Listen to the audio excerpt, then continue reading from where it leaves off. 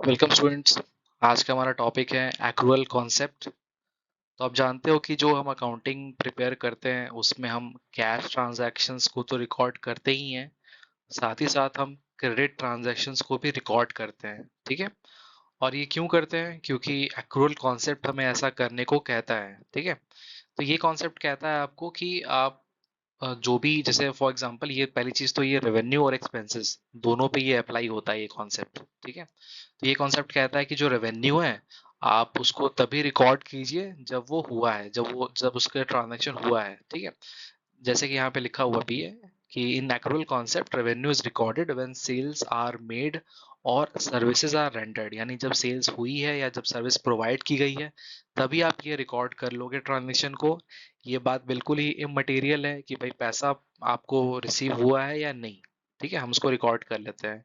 Same goes for expenses.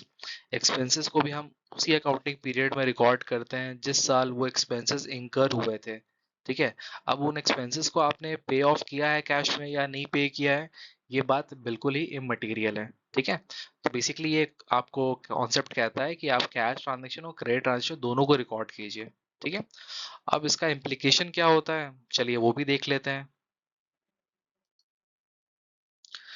तो जैसे कि आप अपनी स्क्रीन पे भी देख पा रहे हो कि in order to ascertain the true financial position of the enterprise, business की सही फाइनेंशियल पोजीशन अगर आपको पता करनी हो, सही प्रॉफिट और लॉस निकालना है, ठीक है, तो उसके लिए बहुत ज़रूरी है कि जो ट्रांजैक्शंस जिस समय हुए हैं, जिस अकाउंटिंग पीरियड में हुए हैं, उसी में उनको रिकॉर्ड करना चाहिए आपको।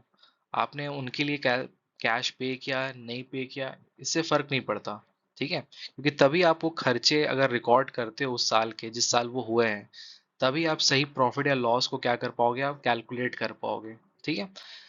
लेट्स से फॉर एग्जांपल, जैसे कि मान लीजिए कोई आपका एक्सपेंस है जो कि इस साल का है बट आपने उसको कैश में नहीं पे किया, वो आउटस्टैंडिंग रह गया। आप उसको नेक्स्ट ईयर, फ्यूचर ईयर में पे कर रहे हो, बट अगर आप उसको वहां पे रिकॉर्ड करोगे उसका पेमेंट, तो कोई मतलब नहीं रह जाता ना। अल्टीमेटली वो खर्चा तो पिछले साल का था। ठीक है। तो हमें क्या करना चाहिए, हमको वहीं रिकॉर्ड करना चाहिए जिस अकाउंटिंग पीरियड का वो अमाउंट है या ट्रांजैक्शन या आइटम है। ठीक है। तो आई होप कि आपको ये चीज़ क्लियर होगी। अगर फिर भी आपको कोई डाउट रहता है तो आप कमेंट्स में पुट कर सकते हो। ठीक है। Thank you students.